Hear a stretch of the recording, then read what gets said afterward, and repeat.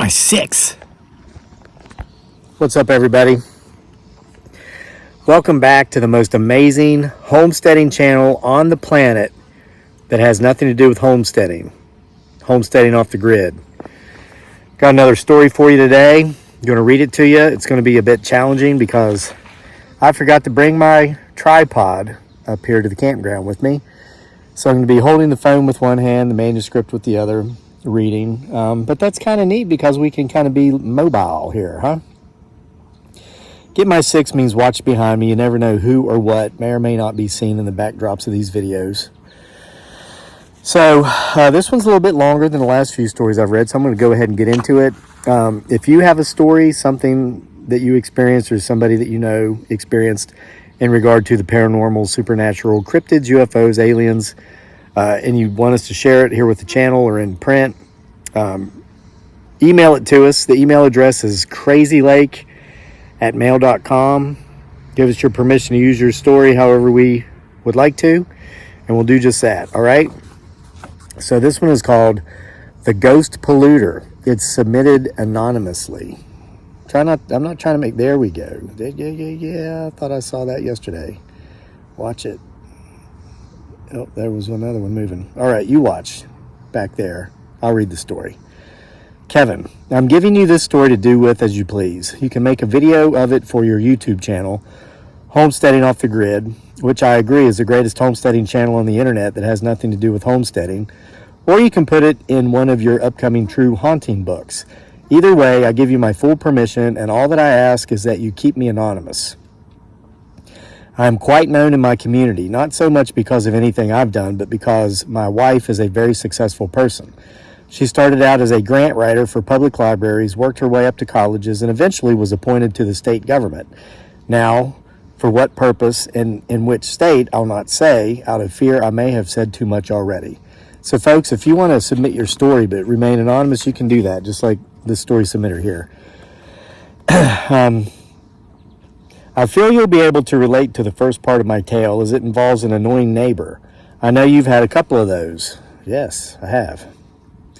The hay collector, for one, the video of which you made of him being the video that introduced me to your channel several years ago, and the arrogant narcissist that used to come over and passively aggressively insult you and your family because he was jealous that you earned more money in 1 month as a social media content creator than he earns in an entire year, despite having not 1 but 2 degrees from your state's beloved University of Virginia. Yes, not so crazy Lake, as you can tell, I am an avid viewer of your channel. So, getting to my story. It starts out about 20 years back. My wife and I, after she accepted her state government appointment, decided to move out of the city and into the country. Her salary was enough now to cover a more sizable mortgage than what we'd been carrying, and we were always good at saving and investing, so we pulled some money out of savings for a down payment on a 20-acre tract of land, and we have been forever thankful ever since. We love our property as much as I can tell you and your family loves yours. Like you, we have no neighbors to waste the precious hours of our free time that we'd rather spend together and with our 4 grandchildren when they come to visit. But in the beginning, we had that one annoying neighbor that sadly I think everyone experiences anytime they move, and especially if they move out to the country. You know, it's a super hot day, but I'm feeling the temperature drop right now, guys. We are where field meets forest. We're at elevation. There's no weather events going on right now, but this is where the veil is thin. So keep watching. Got to stay hydrated.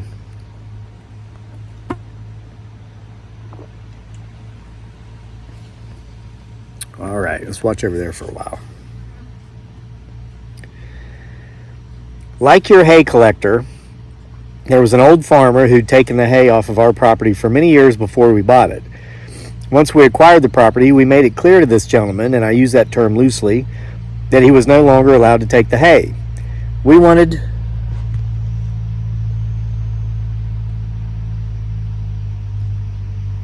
I sensed movement back there. You guys keep watching. All right.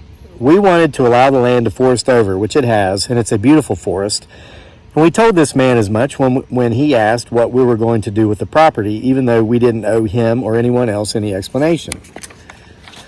Does sound familiar. Same thing happened here, for those of you who remember. Well, he lost his crap, as the cool kids say, and just like your annoying hay collector neighbor did you, he harassed us for a couple of years. Really passively aggressively. It's like the criminal character in that movie Cape Fear. I don't know if you have ever seen that movie. Actually, I have. But Robert De Niro's character plays the role of a narcissistic psychopath, and he knows his rights, so he's able to harass his nemesis, played by Nick Nolte, to the point of complete annoyance, the whole while not actually breaking any laws for which he can be prosecuted. The movie is from 1991, and if you haven't seen it, I recommend you watch it. Well, like I said, I have. Good movie. At any rate, we knew that as difficult as it might be, the only way to beat this old bastard at his own game was to completely ignore him, and ignore him we did. He'd be waiting at the end of our driveway most days when we would go out, and he'd honk on the horn and wave and smile and act all friendly, the whole while cursing us out. We'd just ignore him and go on, never acknowledging him. At times, when he'd be behind us on the road, he'd tailgate us dangerously close. But we'd never pull over to let him by, because that would be a form of acknowledging him. Our avoidance tactics worked so well that after about 2 years, he finally gave up. Tell you, your annoying hay collector must be kin to my annoying hay collector. That's the same stuff he did. But then, around the same time, we started finding piles of garbage along our property line where it met his property line. Ironically, the piles of trash were left wherever we'd hung up no trespassing signs. I cleaned the first couple of piles up and said nothing to anyone other than my wife. However, when I discovered a third pile, I decided I would put out some hidden trail cams, much like the ones you use to capture all the Bigfoot Sasquatch footage you've captured on your property. Kevin, 2 days after putting out those cameras, I caught that old son of a bitch dead to rights, dumping trash on my property. I immediately took the footage to the local police. They informed me that they'd be out to that man's house that afternoon, and they assured me that I'd never have to deal with being harassed by him again by the time they were done talking to him. I don't know what they said to that old sack of crap, but they were true to their words. That man never dumped another pile of trash on my property again. Until after he died. Yes, not so crazy, Lake. You read that correctly. Until after he died. It was just a little over a year after the police went out and talked to that sad sack of crap that he finally passed. I was surprised he'd lived as long as he had. He wasn't too old, just 72, but he pushed about 400 pounds and he was a few inches short of 6 feet tall. He always looked like the poster child for a heart attack waiting to happen, and well, that's what it was that took him out, a good old-fashioned heart attack. He even sounds like he looks like my old hay collector. Anyway, about a week after he died, and we'd heard he'd died, but no, we didn't go to his services. We couldn't stand the bastard in life, and we weren't about to act like we could in death. Yeah, I'm not planning on going to my hay collector's funeral. But anyway, about a week after his passing, sure enough, I found a pile of pollutant, right in the exact same spot I'd found the garbage he'd dumped out on our property before. However, there was something very odd about this pile of trash. It was all ashes. By the way, guys, I have to stop. You know how I think of a million things at one time? Pollutant in Visayan, the language of the southern Philippines, it means snack. And it's a snack that men eat while they're drinking alcoholic beverages at night. They'll have, and the way they do it there is they share one glass. There might be 6 men drinking together, so they'll have the bottle of booze and only one glass, and they take turns passing the glass around, and you don't drink again until the glass comes back to you. I don't do it that way. I always have my own, and then my buddies, my brothers-in-law, cousins, or whatever, will share the rotating glass.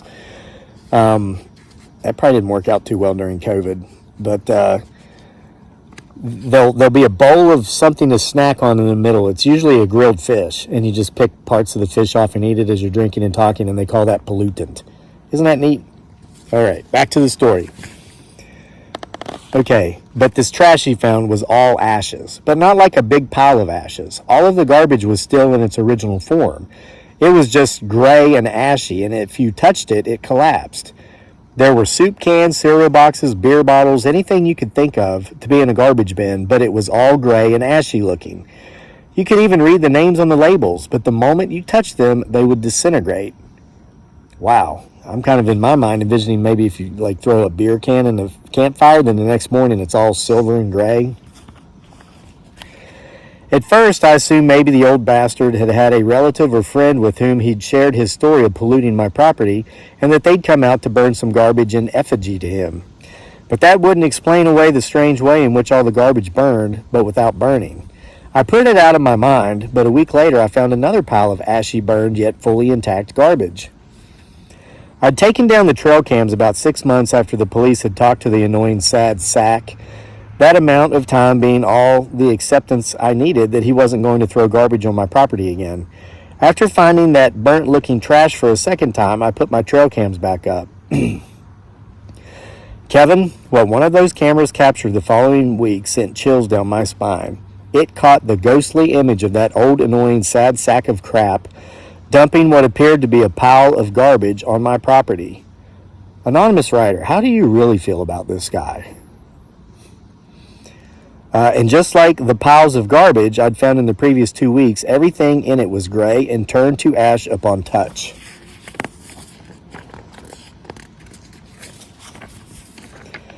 Kevin, I did the only thing I could think of to do. I wrote a letter myself, just like you did in your annoying neighbor with the crayon video. However, this was not a letter written with crayon giving a warning. This was a 2-word letter written in ink pen giving an apology. I'm sorry. Those are the only words I wrote. I simply placed my apology letter on the ground where the spirit of the old sad sack of crap had been polluting my property.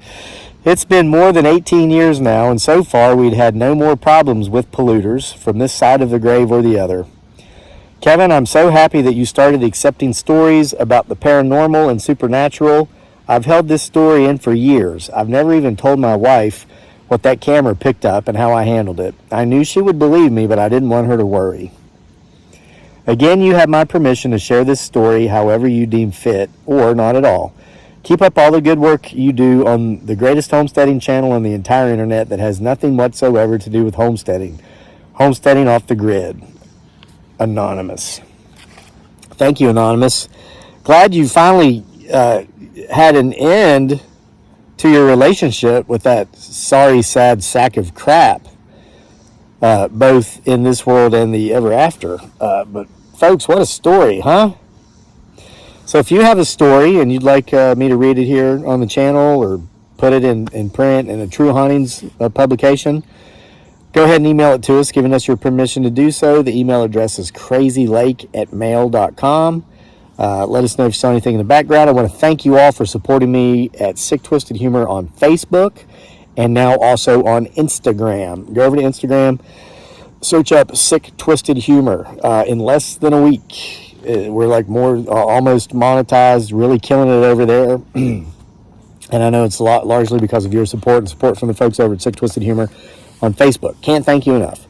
So hope you like that story. Send us yours. We'll read them. We'll see you for more next time. The most amazing homesteading channel on the planet that has nothing to do with homesteading. And remember to go to the link in the description box below where you can get your Beaver fan, electric, rechargeable, so silent you didn't even hear it running during the recording of this video, did you?